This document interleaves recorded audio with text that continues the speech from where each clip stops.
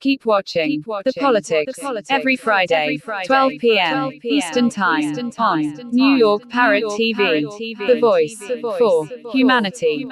Good afternoon, this Friday, June 9th. I am Robert Press, official reporter for the Bronx Chronicle, here on Talking Politics. I also write for the Co-op City News and the Parkchester Times, where I'm famous for hosting the 2018 congressional debate between Alexandria Ocasio-Cortez and former Congressman Joe Crowley, who sent a replacement to the debate. Now, if you remember last week, I warned you of the Canadian fires and what it might do to the city, that the smoke would be coming over down here to the East Coast. And that is exactly what happened.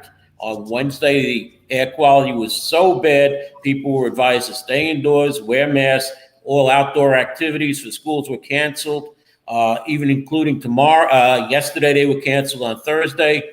And today, most of the schools are going remote, the public schools. So as I look out my window, I can still see that the air quality is not that great. I know you can't see my window. It's over to my side, but it's supposed to be a lot better tomorrow. So let's go into the weather. The weather today should be in the high 70s. Tomorrow it should be in the 80s, and again in the 80s on Sunday. And Sunday looks like the best day to go to the beach. Saturday, the air quality is expected to return to almost normal, but there is a possibility that the Belmont Stakes, one of the biggest horse races in the country, it's the third leg of the Triple Crown. There was no racing yesterday, and they canceled it on Wednesday. And the racetrack wants to make sure that the horses are okay. So you may see some scratches tomorrow in the Belmont Stakes of horses that really can't breathe that well. So, I mean, they normally will be taking medication for that. But in New York State, supposedly, the horses are not able to take certain medications. But because the trainers would be accused of doping the horses, what happens is they try and mask pains that the horses have so they can run, but that's another topic to be discussed. Sunday, it should hit 83. And, well, let's move on to our big news of the day. Donald Trump, once again, has been indicted by the federal government this time on 7 counts, and he is scheduled to appear Tuesday at 3 p.m. in a Miami federal courtroom to answer the 7 charges, which include concealing classified documents that were taken from his Mar-a-Lago, Florida home by the Justice Department. He is also facing a charge under the Espionage Act, as well as charges of obstruction of justice, that's destruction of falsified classification he's also charged with obstruction of justice, falsification of records, on that, conspiracy, and making false statements to the Justice Department. This is the first time, though, a former president has faced federal charges, and comes months after Trump was charged by a Manhattan grand jury in a separate hush money case that Manhattan DA Alvin Bragg brought.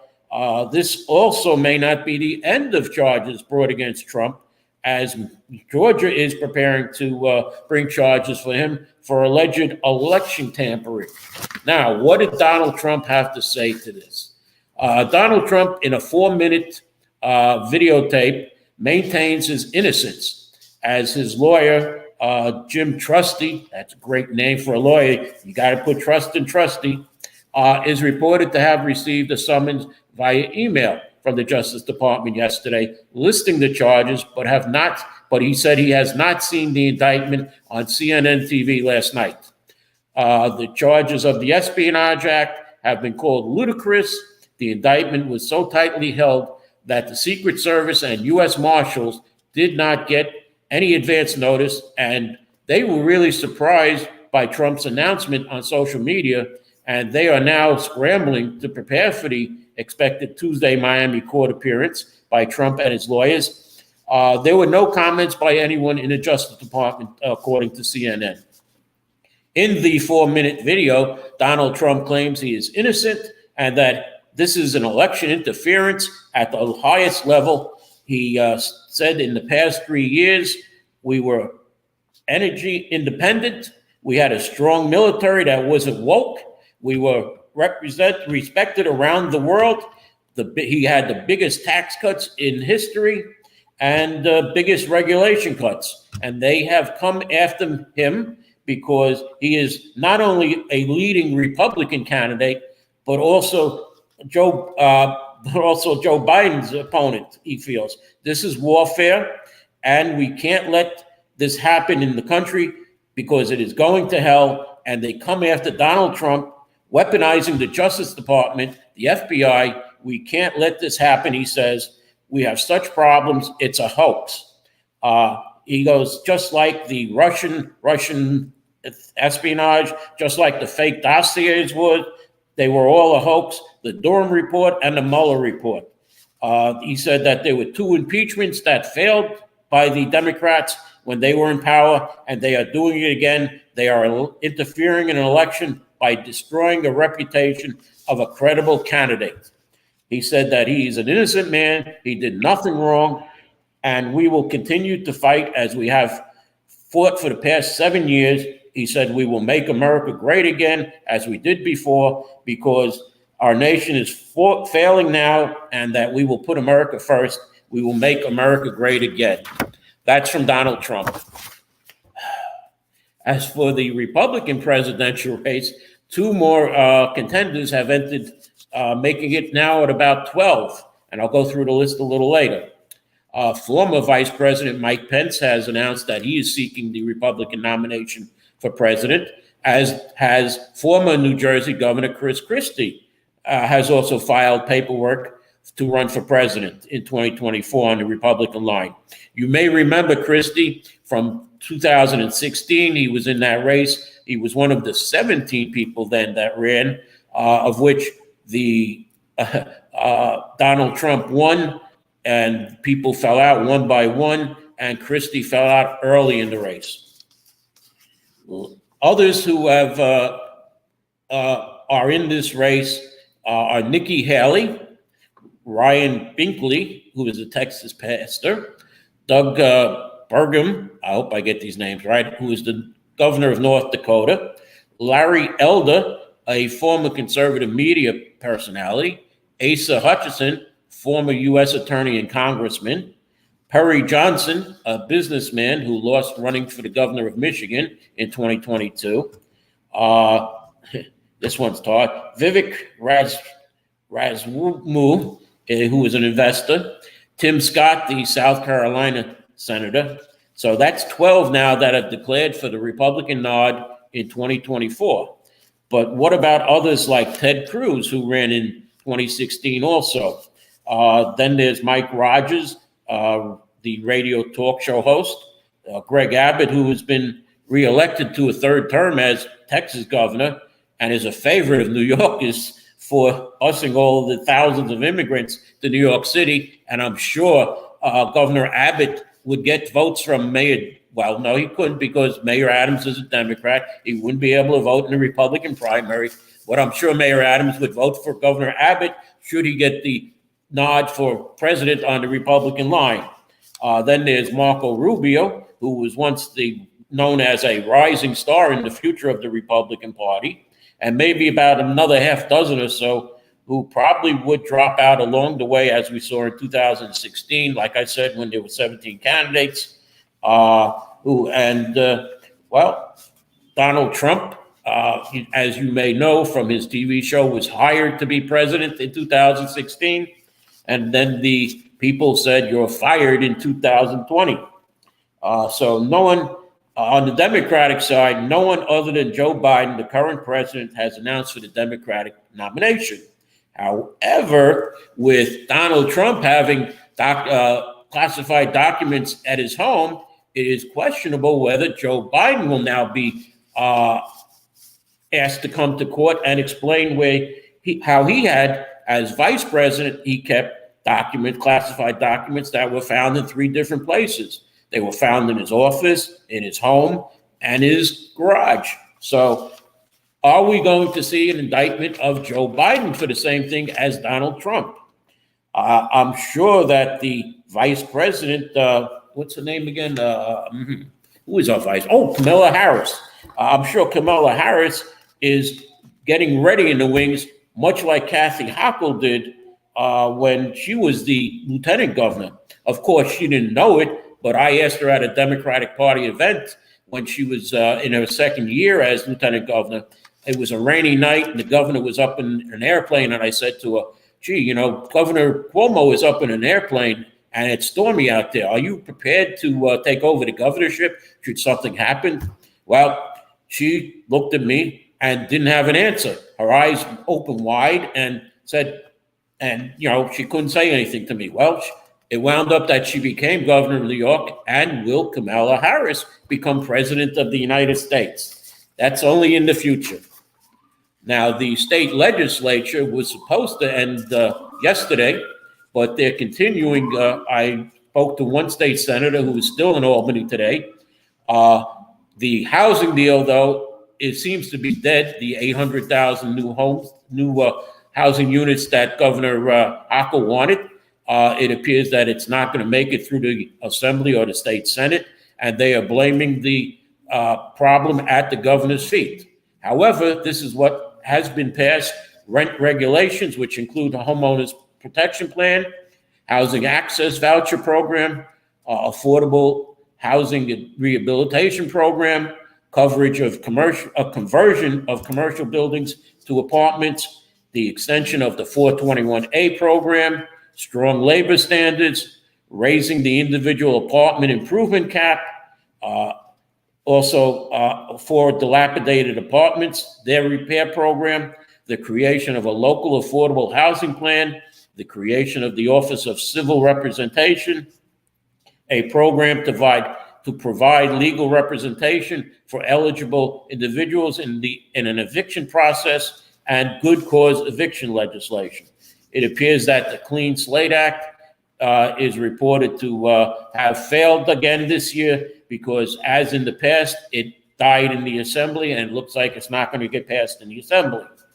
Your local Assembly members and state senators will be hosting meetings to tell you what exactly did get passed, including their role in getting what you wanted passed, or how they had to compromise to get most of what you wanted passed.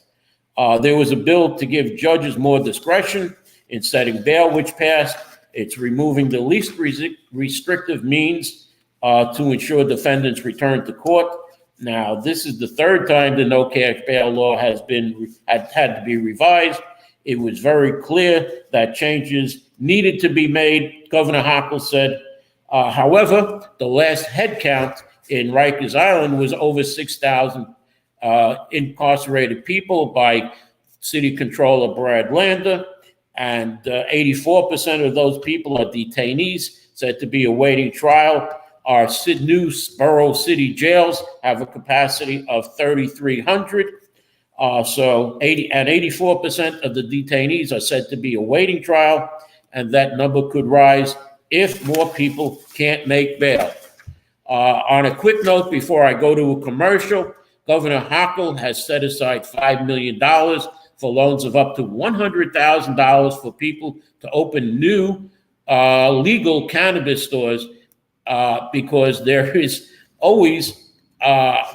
currently over 300,000 tons of cannabis on hand that is not going out fast enough to the legal cannabis stores, which was supposed to be in the hundreds.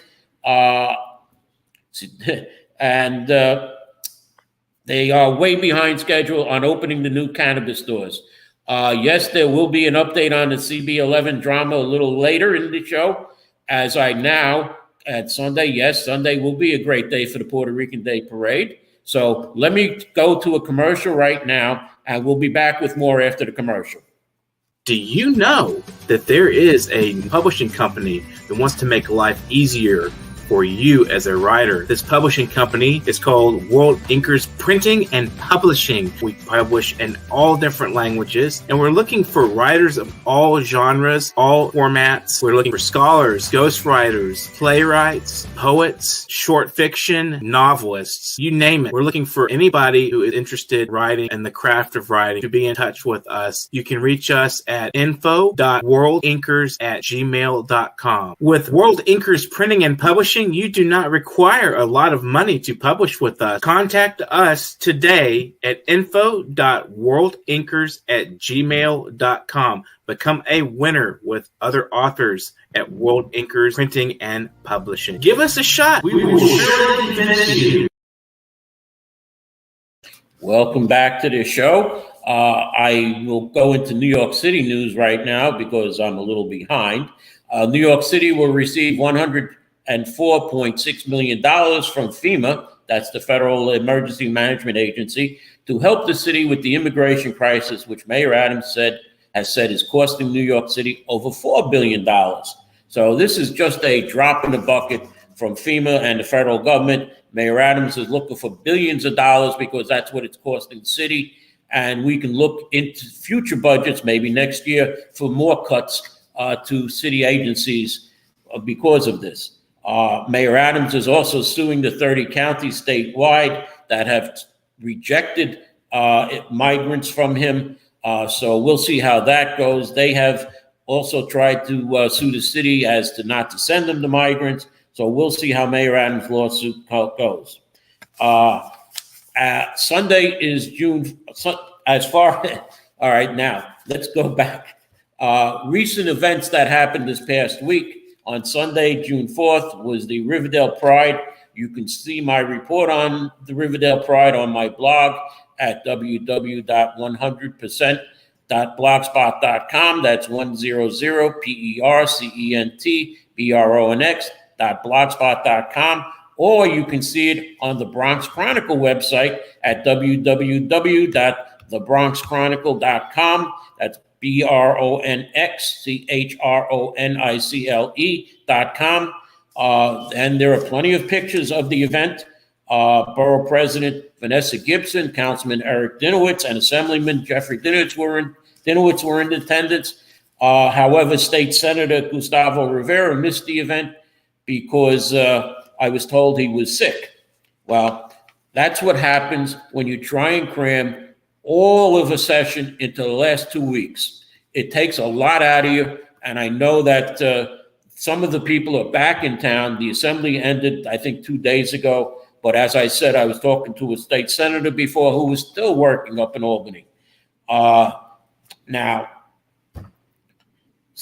while I'm on the subject of Senator Gustavo Rivera, I wonder if he has found a new apartment because his old apartment was in the new Senator Robert Jackson's district. So in order to remain a state senator, Gustavo Rivera was going to have to move into his new district.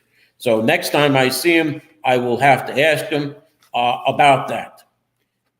As far as Community Board 11, Monday night was a transportation meeting of the Community Board 11, where the Department of Transportation presented the new Fordham bus route program or plan. No, the route is not going to change. Just the DOT came up with 3 proposals, and they're only going to use one to increase the speed of the buses. That's the SBS bus on Fordham Road. The speed, they said, is now down to under 5 miles an hour.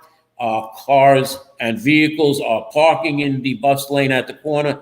So the DOT has come up with a plan to speed up the buses and serve the 85,000 customers. And they showed it on a chart, but it seemed one thing though, the chart ended in 2019. And I asked the DOT, why is your chart only up to 2019? Is it because in 2020, the pandemic hit and buses didn't collect fares, and actually you saw bus speeds go up, and the DOT said, yes, we ended it at the pandemic because you're right. We didn't collect fares, which sped up the buses a little, and there were much less cars on the road. So and they actually admitted that the buses were going up to 20 or 25 miles per hour during the pandemic. Now that the pandemic is over and fares are collected again, the bus speed is lower than 5 miles an hour, they said. The proposal is one that is used on Westchester Avenue. So the proposal on Fordham Road is to take the bus lane away from the curb and move it to the middle lane. So that is the second lane of traffic right now. And they will leave that curb lane for parking and deliveries.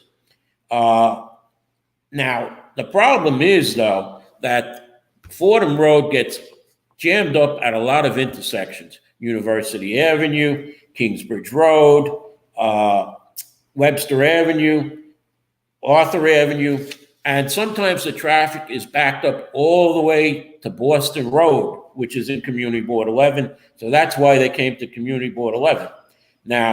When questioned how the current jammed 2 lanes of vehicle traffic would fit into only 1 lane, the DOT said, well, people will start to find alternate routes, okay, without saying what alternate routes they would be.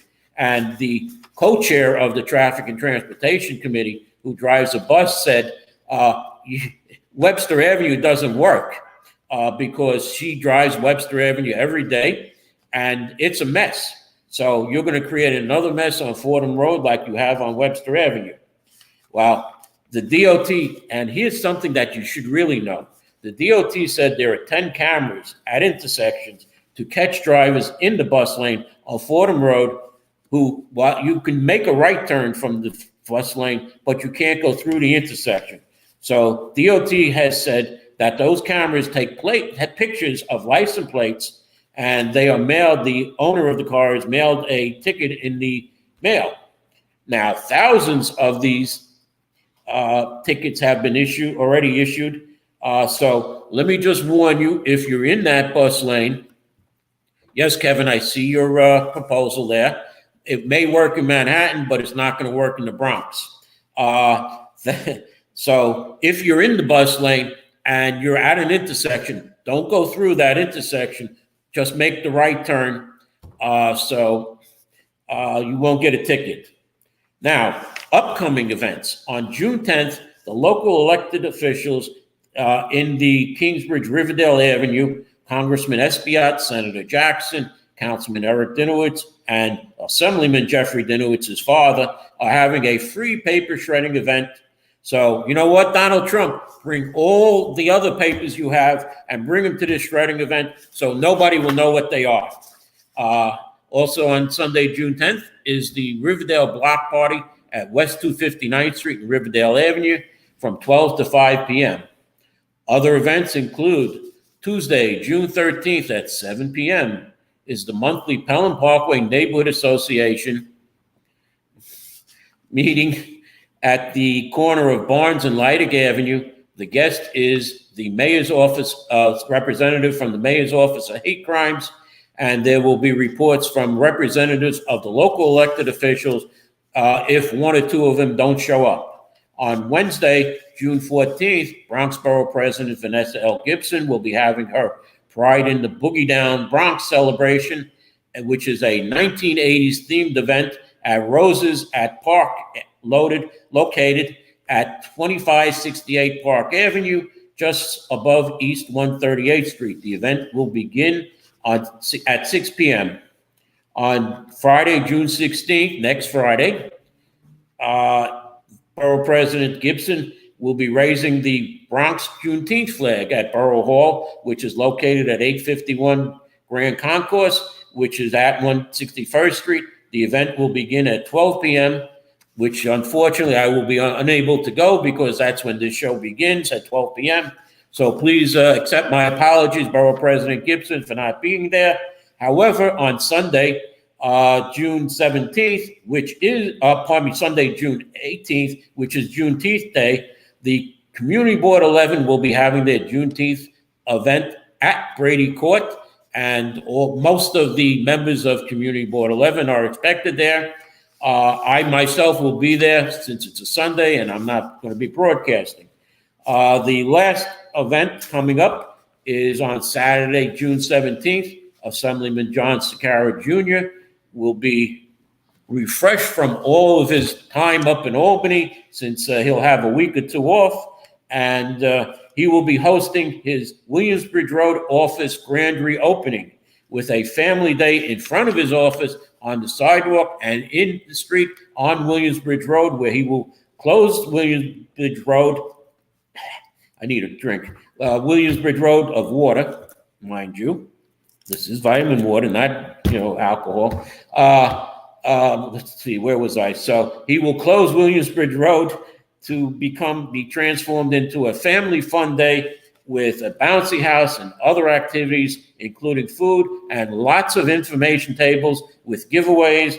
That will happen from 12 to 4 p.m. His office is located in between Neal Avenue and Leidig Avenue. I forgot the exact address of his office. I didn't write it down. So all you have to do is go to if you know where some now new state senator and former Assemblywoman Natalia Fernandez had her office, that is the site where John Cicaro Jr., the Assemblyman, has his office. He just took over the same office. Finally, let me get into primary day. Early voting begins on Saturday, June 17th. And while there are only city council primaries in the 12th, 13th, and 14th city council district, there is also a borough-wide race for Bronx District Attorney between the incumbent Bronx DA, Darcel Clark, and her challenger, Tess Cohn. As far as the Democratic primaries, in Council District 12, the candidates are incumbent Kevin Riley, with challengers Pamela Hamilton Johnson and Aisha Hernandez Ahmed. In the 13th Council District, incumbent Marjorie Velazquez is being challenged by Irene Estrada, Bernadette Ferrara, and Sergeant John Perez. In the 14th Council District, incumbent Karina Sanchez is being challenged by Rachel Miller Bradshaw. On the Republican side, the first primary in about 25 years has 3 candidates running in the 13th Council District: Christy Maramato, who is being supported by the Bronx Republican Party, George Havarack, and Hasumi Samantha Zerka, who are also seeking the conservative line, all 3 of these people.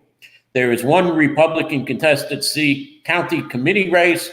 It is the 18th election district of the 82nd Assembly District, where 2 people will be elected. The candidates are Stephanie Sarlo and David Malavata. Yeah, sorry, David, on that, who are running as one group, and Miss Hasumi Samantha Zerka, who is running as the other candidate. I guess she wants to be a council person and a county committee person. Now, while I'm on the subject of Miss Zerka, she has put up an attack ad attacking the Bronx Republican Party, whose nomination she sought, but the Bronx Republican Party has endorsed Christy Maramato. Samantha Zerka is attacking the fact that Ms. Maramato is the sister of Bronx Republican Party leader Michael Rendino and wife of Bronx Republican Board of Elections Commissioner Gino Maramato. But, all that, I know Ms. Maramato from the group. We're now the Indian Village Alliance, formerly the Mothers Against 1900 Seminole, but that group has disappeared, or pardon me, political candidate Irene Estrada is trying to keep it alive, even though the Health and Hospitals Corporation has said they are not using that address. They're using the address for Building 2, that of the hospital itself, 1400 Pelham Parkway. So, but in the attack ad, Samantha Zerka attacks the family of the candidate, which is a no-no. You don't attack family, really, in a political campaign. And what's even worse and more disgusting is that Democratic candidate Bernadette Ferrara, who was a former Republican, has a former Republican as her campaign manager, is using that ad by Samantha Zerka in an attempt to get money, campaign contributions, saying that the Republicans are fighting amongst each other, so donate to my campaign, putting up that disgusting ad by Samantha Zerka. Now, Bernadette Ferrara ran 2 years ago unsuccessfully in the 15th Council District race, and she was redistricted into the 13th Council District. And in my opinion, and not the opinion of the show, it is my opinion that she will probably come in last or next to last because her own community of Van Ness didn't vote for her in the 15th Council District. So with that community being redistricted into the 13th Council District, I can't see them voting for her either this year. So let me then now end with this. I'm going to close the show right now and say thank you for watching. Thank you for your comments, everybody. Yes, people are roller skating in the bike lanes. They're doing everything. They're even riding the wrong way on the wrong side of the street. If you look on Blondell Avenue or some of these streets that have bike lanes on each side, people are riding the wrong way on the bike lanes. So when you cross the bike lanes, you not only have to look one way, but you have to look both ways. And people are getting hit by these bicycles, e-scooters, and others. So it's very dangerous, some of these bike lanes. They have no real consistency on the bike lane. It could be at the curb on both sides. It could be at the curb on one side of the street. It could be in next to the parking lane. So come on, DOT, come up with a set pattern of bike lanes that's unified and that we don't have 3 or 4 different patterns. And I'm going to end the show right there on that note. So thank you for watching.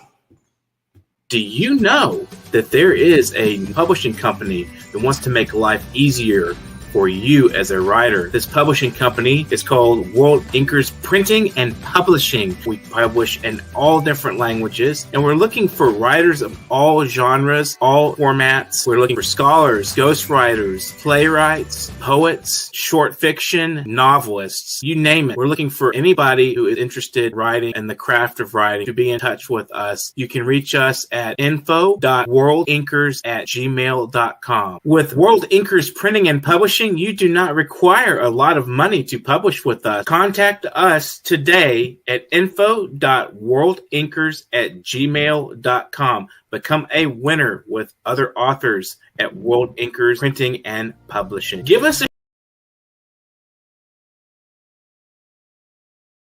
Undoubtedly, Africa is the best tourism destination on Earth.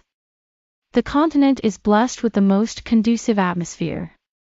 To feel and enjoy these blessings, join the most productive one-week tour of the continent organized by Daylight Africa every September 2nd to September 9th to see beyond the fallacies about Africa on the mainstream media. Contact us at daylightafrica@gmail.com or call 718-822-5555. Daylight Africa. Revolutionizing tourism industries in Africa.